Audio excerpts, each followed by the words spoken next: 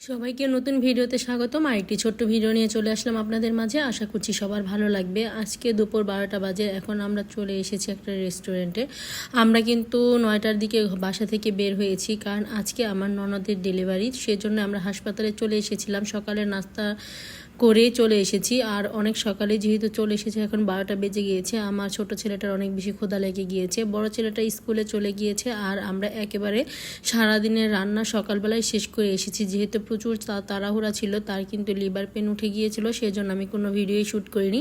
তাড়াহুড়া করে রান্নাটা শেষ করে খাওয়া দাওয়া করে আমরা চলে এসেছি হসপিটালে। এখানে আমি, আপনাদের ভাইয়া, আমার ছোট ছেলে এসেছি, আর আমার ননদের হাজব্যান্ড, তার শ্বশুর শাশুড়ি, আমার শাশুড়ি, আমরা এই কয়জনই আজকে প্রথমে এসেছি। আর সিজারের সময় 2টার দিকে, এই জন্য বাচ্চাকে নিয়ে এসেছি একটা রেস্টুরেন্টে, ওকে কিছু খাইয়ে দিই। ও তো ছোট মানুষ, ওর অনেক বেশি ক্ষুধা লেগে গিয়েছে, সেজন্য ওকে খাইয়ে দিচ্ছি। ওর সাথে আমিও হালকা পাতলা একটু খেয়ে নেব। আপনাদের ভাইয়া শুধু একটা কফি অর্ডার করেছে, আর আমাদের জন্য এখানে কোল্ড কফি, তারপর আমার বাচ্চার জন্য এখানে মিল্কশেক অর্ডার করেছে। এই দুটো আমরা দুজন খেয়ে নিচ্ছি। তারপরে একটা সেট মেনু অর্ডার করেছিল, সেটা আমরা মা ছেলে দুজনে মিলে খেয়েছি। আপনাদের ভাই কিছুই খায়নি।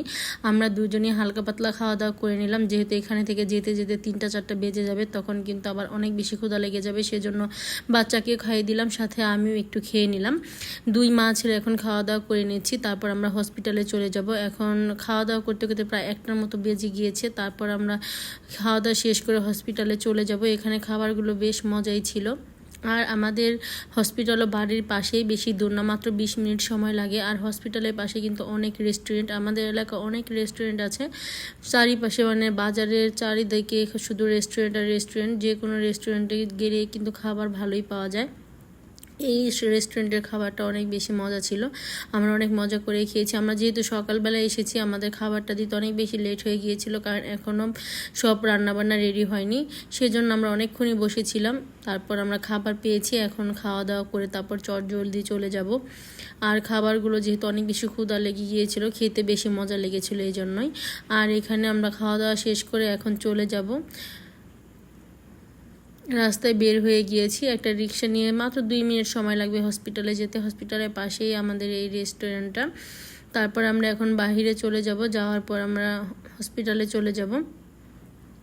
হসপিটালের সামনে একটা ঘড়ির দোকান ছিল, একটা না 2-3টাই ছিল। আমার বড় ছেলেটার জন্য একটা ঘড়ি পছন্দ করার জন্য চলে এসেছিলাম, কিন্তু ঘড়িগুলো ভালো লাগছিল না, সেজন্য আর কেনা হয়নি। এখানে অনেকগুলো ঘড়ি নামিয়ে নিয়েছিলাম, কিন্তু বেশি ভালো লাগেনি, সেজন্য আর কেনা হয়নি। তারপরে এখন আমরা হসপিটালে চলে যাচ্ছি, আর হসপিটাল কিন্তু একেবারে সামনেই চলে এসেছি। এখন হসপিটালের ভিতরে চলে যাব।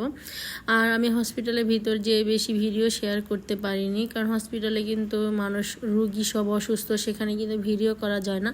যতটুকু সম্ভব করার চেষ্টা করেছি। এখানে আমি হসপিটালের ভিতরে চলে এসেছি। এখন আপনাদের ভাই কথাবার্তা বলেছে, ডাক্তার প্রায় চলে এসেছে কাছাকাছি। একটু পরেই আমরা ওটিতে চলে যাব, ওটির সামনে আমরা বসে থাকবো, আর আমার ননদকেও নিয়ে যাবে। এই তো আমার ননদকে কিন্তু এখন ওটিতে নিয়ে যাবে, সেজন্য আমরা উপরে চলে আসছি। আর আমার ননদের ছেলে এখানে দুষ্টুমি করছে।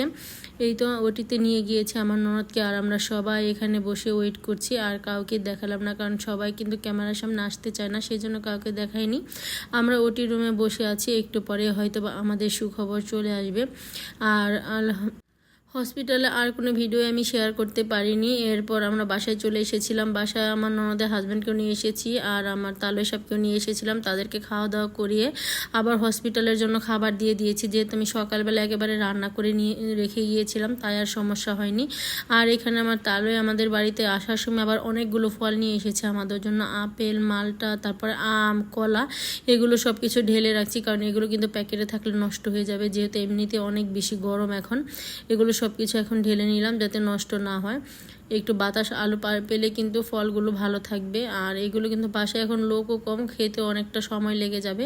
এই তো সবগুলো ফল আমি গুছিয়ে রেখে দিচ্ছি। আমার ছোট ছোট ভিডিওগুলো যদি আপনাদের কাছে ভালো লাগে, অবশ্যই আমার পাশে থাকবেন, আমার ইউটিউব চ্যানেলটা সাবস্ক্রাইব করে দিবেন। আর সাবস্ক্রাইব করা হলে পাশে থাকা ছোট্ট বেল আইকনটি প্রেস করে দিবেন, তাহলে আমি নতুন নতুন ভিডিও ছাড়ার সাথে সাথে আপনাদের কাছে নোটিফিকেশন চলে যাবে, আপনারা আমার ভিডিওটি দেখে নিতে পারবেন।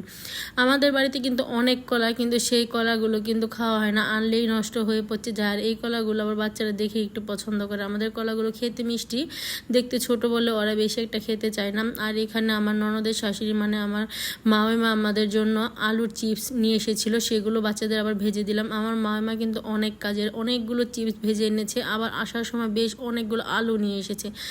তাদের বাড়ি বিক্রমপুর, সেজন্য সেখানে অনেক আলু হয়, তাই আমাদের জন্য অনেকগুলো আলু নিয়ে এসেছে।